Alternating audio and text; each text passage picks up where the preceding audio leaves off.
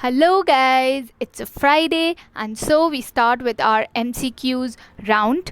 We'll first complete analysis of all the prelims paper from 2014 to 2020 now before starting with the mock ones. We'll start with 5 questions at a time and proceed eventually. So today it's a 2014 with A series that you are learning here in Ideal Bibliotheca. So yeah, let's start.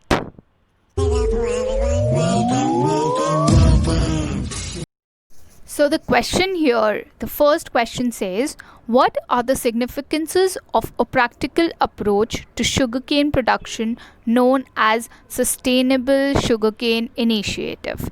The points are, seed cost is very low in this compared to the conventional method of cultivation. Drip irrigation can be practiced very effectively in this. There is no application of chemical or inorganic fertilizers at all in this. And the scope for intercropping is more in this compared to the conventional method of cultivation. So first things first, let's look into the syllabus and see from where does this question arise. Can we say that the first point, the current events, is valid because the sugarcane initiative is something new in 2014? Yes. So current events is one, then is physical geography, then we also have the development, the social development, the economic way that will develop, and the environmental ecology. With this, we need to see what exactly is the initiative and the small very points that's been asked in the question so that we are clear with the question. So sugarcane cultivation and sugar industries already are facing economic, environmental, social challenges. You may call maybe like increasing cost and poor yields and low support by government, and declining and degradation of soil can also be one factor as environmental issues. So with all this, to address all these issues, SSI is an answer. So what is it exactly is the question which was asked in 2014. Definitely not so directly. So let's first know what is SSI.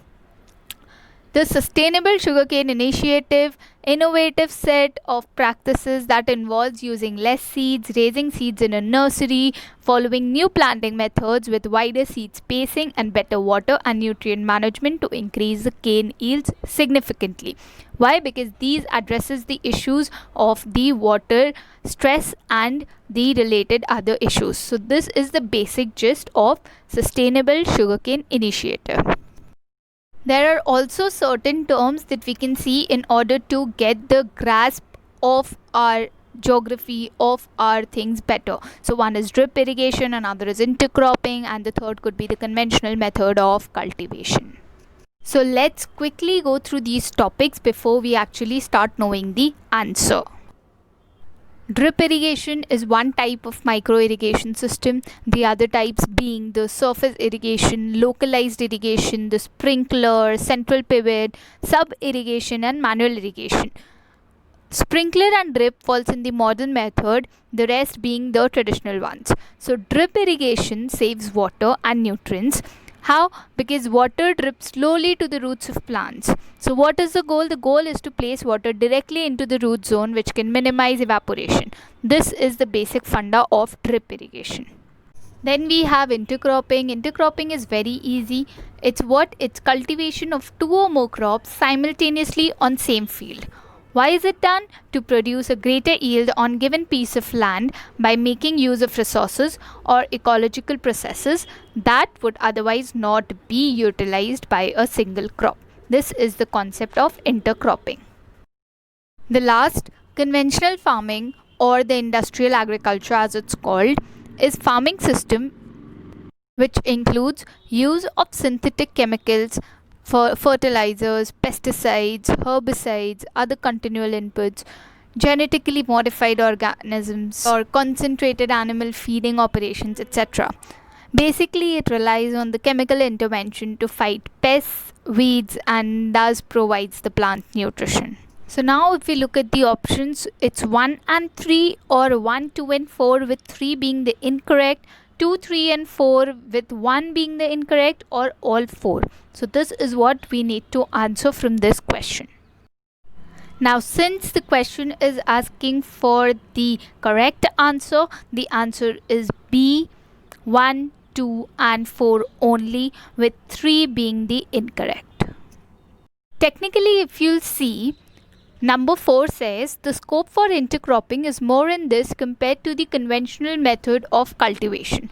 So it's the exact opposite of 3, because conventional method is what? Is application of chemical and fertilizers.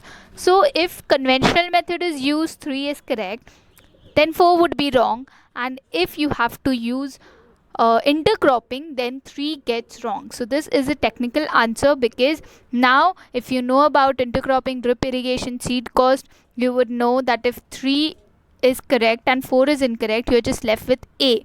But 1 and 3 cannot be an answer, because you know drip irrigation is a correct answer. So technically the answer again comes to B, 1, 2 and 4 only.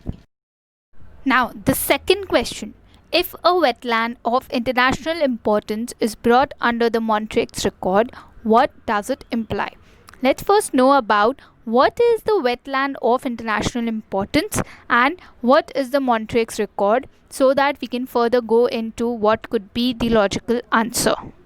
The Ramsar Convention on Wetland International Importance is an international treaty for conservation and sustainable use of wetlands.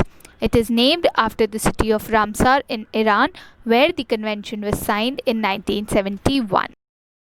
And Montreux record is a registered wetland site on list of Ramsar wetlands on international importance, where changes in ecological character have occurred, are occurring, or likely to occur because technological developments, because of pollution or other human interference, as it goes.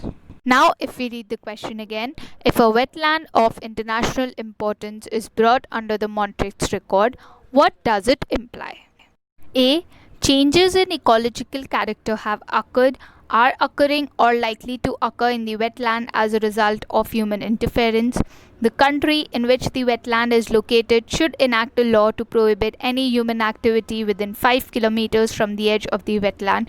There is C and there is D, and I am pretty sure when I was reading A, you might have guessed the answer. Yes, so the answer is A. Changes in ecological character have occurred. So this is the second question. Very easy if you know about the topic.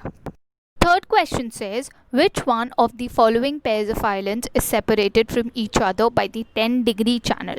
It's easy, but let's look into the map and see what is the 10-degree channel and what is this question talking about.